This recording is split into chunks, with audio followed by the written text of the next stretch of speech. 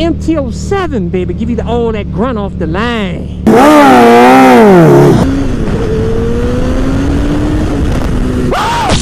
So you've had your MT-07 for a couple of years, or your Kawasaki Ninja 400 or 650 or whatever mid-level or small bike, and now you're ready to move up to that badass FAST Superbike.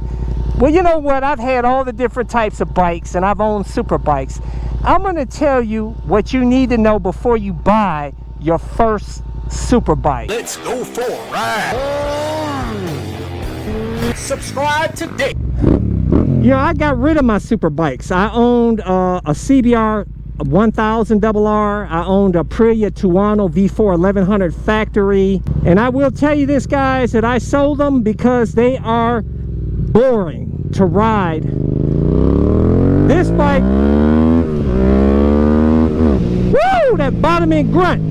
I'm telling you, the super bikes, aka the track bikes, I'm telling you, they don't have the bottom end grunt like these street tune bikes, like this MT-07, MT-09, MT-10. A lot of the super bikes are top end bikes, so a lot of their power is on the top end.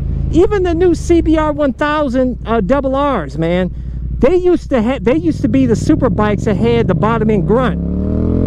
Not anymore, because now we got a slew of these naked street bikes that people are buying instead of buying the super bikes and super sports, and they realize that you have more fun on these bikes. Okay, so if you're a top end guy and you like hitting a triple digit speed, you're gonna love the super bikes. Okay, you're gonna love them. But you know what? You're gonna find yourself out here on the streets not utilizing that power probably 95% of the time. Okay, out here, yeah, you're gonna rip it like I'm doing out here, but then how often are you gonna do that? Most of the time you're gonna be riding around in the city, and what you need to know about a super bike is that they get really hot. Most of them get really hot. And I'm talking about hot, man. I'm talking about where you're feeling the heat up on your legs. Especially on these hot summer days, you're gonna burn up out here from that heat, man. Not to mention a very uncomfortable riding position with the clip-on bars very low, so it's going to feel like you're getting ready to do a push-up constantly. And also the pegs are going to be high and back, so your knees are going to be uncomfortably bent.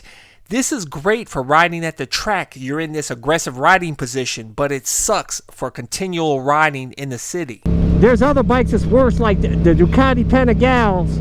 Those things will cook you, man. They will literally cook you. I'm telling you, that Aprilia Tuono that I had, I burned up in the summertime. Burned up, man. CBR 1000 RR wasn't too bad, but trust me, it got hot too, man. But I'm really staying cool with this CE armor jacket, this mesh, but it's got all the CE armor, flows a ton of air. If you want to get this CE armor jacket, I am an ultra lightweight carbon fiber helmet that comes with an automatic tint shield, airbag vest to help keep you safe, shorty gloves, pants, boots. I have links to all my gear in the description and comment section. But look at that. Woo.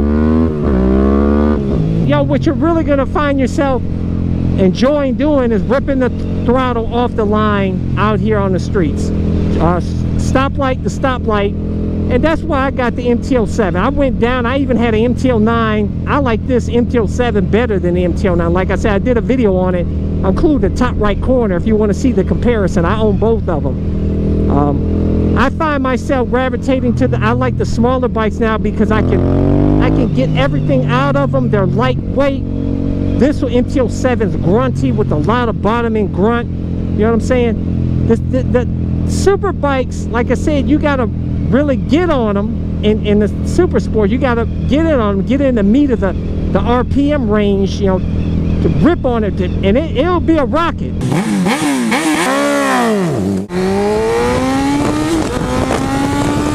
Don't get me wrong, man, the thing's gonna blaze out, but you know what? Is that you're gonna end up getting a big ticket or possibly arrested like I did. You know what I'm saying? I got the throttle crank syndrome, like I told you guys in the video. You know what I'm saying?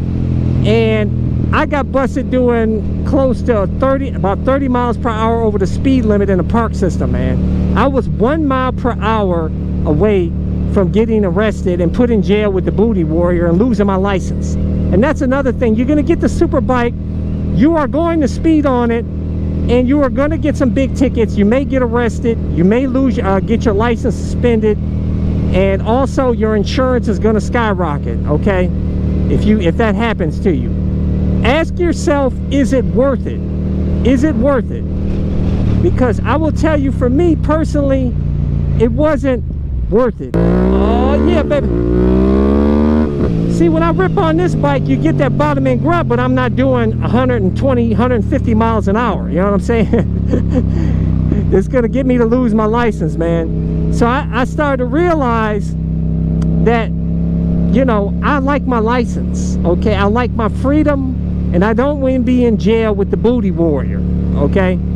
So I got rid of the super bikes, and I actually enjoyed, like I said, the smaller bikes. I'm even messing around on these, you know, electric bikes and electric scooters out here.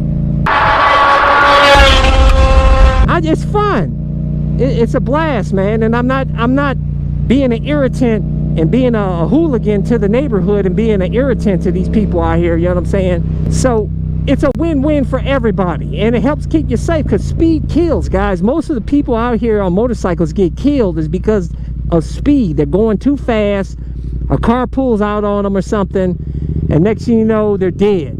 You know what I'm saying? Whoa, that MT-07 grunt, baby. Also, I meant to mention is that super bikes are more expensive to own, okay? Insurance is going to be a lot more expensive than other regular bikes, okay? Fairings, the fairings absolutely suck on super bikes. They're an irritant. You know what I'm saying? Clips will fall off and be an irritant. It just sucks having to remove fairings. And also, if you drop your bike, fairings, original fairings are very expensive. That's why I bought those Chinese fairings, aftermarket fairings, for like $500 on the, you know, and it completely changes the look of the bike. But if you drop it, it's like, so what? You know what I'm saying? I got my original OEM factory fairings in storage, so I'm good. And the cheap Chinese fairings are very inexpensive to replace. So if you are going to get a super bike, soon as you get it, take them pretty fairings off, guys, and get you a set of aftermarket Chinese fairings, and you can get them custom painted, everything. Nobody's gonna know the difference. It's gonna look like a custom bike, and that way you take it to the track, whatever. If you crash it, you don't have them expensive OEM fairings to replace. You know what I'm saying? So that's a tip for you guys right there. Also, if you're gonna get a super bike, I would avoid getting a Ducati like Panigale. Like I said, those things are gonna heat you up more than ever, and they're very expensive, man. As you guys know, not only expensive to buy, but if God forbid something breaks on the bike and it's not within warranty, and trust me, they'll try everything they can to get out of a warranty work, and and if you have to pay the full price for their parts, trust me, man, it'll be extremely expensive, guys. We're talking thousands, okay? Not hundreds, thousands. You know what I'm saying? Just to give you an example, like a Ducati Panigale tank, I think, what is it, like $2,000 or something, man? Something crazy. It's very expensive. I know the Ducati X Diablo was like a $3,000 fuel tank. So if you scratch it or dented it or something, you want to replace it, you're going to be paying through the roof, man. It's crazy. But you should already know that. You know what I'm saying? If you're getting a super bike, same with the Aprilias. Aprilia is going to be very expensive. And also with the exotics, the dealerships are far and few in between, okay? Oh yeah, baby!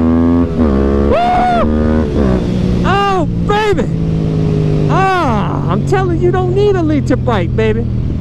Get your MT-07, baby. Give you all that grunt off the line. But yeah, with the exotics, dealerships you're going to be hard pressed to find one, especially you go on long trips. You're not going to have the luxury of having a lot of dealerships like you do with the Japanese dealerships, man. You know what I'm saying? So that can be an irritation as well. And it's just, Honestly, and also if you're going to get into track days, I find it so silly that these, unless you're filthy rich and it doesn't matter to you, why would you get a brand new exotic Ducati, Aprilia, or whatever to go do track riding? Even if you're a professional, I wouldn't do it, man. Get an old super bike, guys, like an old Gixxer, whatever, $3,000-$4,000, and you can beat on it at the track. And if it jacks up, who cares if it dies or gets beat the hell up, you know? But when you got a $30,000 Ducati, you're gonna be really pissed off that if you crash your beautiful Ducati at the track, and especially, and you'll fail to realize is that you're not covered under warranty when you take it to the track. Okay, so that's another issue with the super bikes, is that when you take it to the track, it voids the warranty. Okay. The only way that you'll be okay going to a track is if it's for like an MSF class or something or whatever. But if you're going to race at the track, it voids the warranty. So anything that happens out there on the track, they're not going to fix jack, man. You know what I'm saying? And you crash it, you're on your own. Insurance is not going to cover you, guys. Okay, at the track, that voids the insurance. So you're going to be on the hook for the cost of whatever damage is at the track. So, like I said, it's just stupid to buy a brand new super bike for the track. Get an old used one, man. Also, you're going to realize the more you ride, the longer you ride out here and ride all different types of bikes, you're going to appreciate the smaller bikes, and you're probably going to end up on a Harley Davidson or something. At the a lot of these sport bike guys in their 20s and 30s, they eventually gravitate to the old man Harley Davidson and just cruising out here. Honestly, the MTL7 is like my Harley Davidson, because I'm too cheap for Harley Davidson. I feel you don't get the best value. I get a better value with an MTL7. Actually, ironically, I bought this at a Harley Davidson dealership. It was the only Yamaha there, but they even know that the MTL7 is a great deal, and it's because it's got that deep twin sound, it's got that torque, and it's lighter weight than Harleys and way cheaper, and much more reliable.